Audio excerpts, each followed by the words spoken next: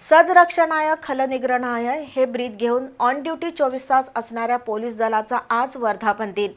या निमित्तानं कोल्हापूर पोलिसांनी एक वेगळाच उपक्रम राबवला। जिल्ह्यातील विविध ठिकाणच्या चोरीतील सोन्या चांदीचे दागिने, दुचाकी, मोबाईल असा 1,37,37,832 रुपयांचा ऐवज चोरट्यांकडून हस्तगत केला होता। हा ऐवज मूळ मालकांना परत करण्यात आला। चोरीला गेलेला ऐवज परत मिळाल्यानं नागरिकही सुखावले। त्यातून पोलीस दलाबद्दल नागरिकांच्या मनातील आदर आणि कृतज्ञता वाढली।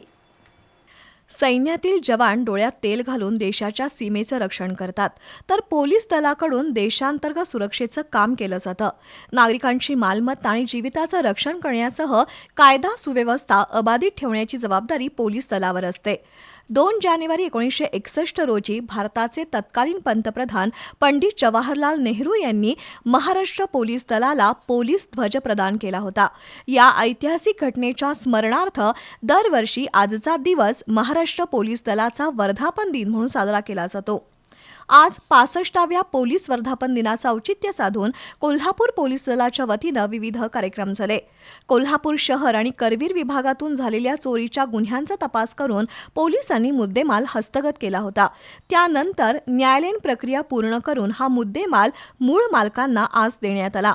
त्यामध्ये घरफोडीच्या 12 गुन्ह्यातील 65 तोळे सोन्याचे दागिने, 216 ग्रॅम चांदीचे दागिने असे एकूण 91,75,832 रुपयांचे दागिने मूळ मालकांना परत देण्यात आले। तर 28 दुचाकी आणि 12 मोबाईल हँडसेट असा एकूण 1,07,37,832 रुपये किमतीचा ऐवज मूळ मालकांना परत करण्यात आला। चोरीला गेलेला किमती ऐवज परत मिळाल्यानं नागरिकांच्या चेहऱ्यावर आनंद आणि समाधान होतं। पोलीस अधीक्षक योगेश कुमार गुप्ता यांनी चोरीतील हे सर्व साहित्य ज्याला त्याला परत केलं आणि नागरिकांनी कोल्हापूर पोलीस दलाबद्दल कृतज्ञता व्यक्त केली।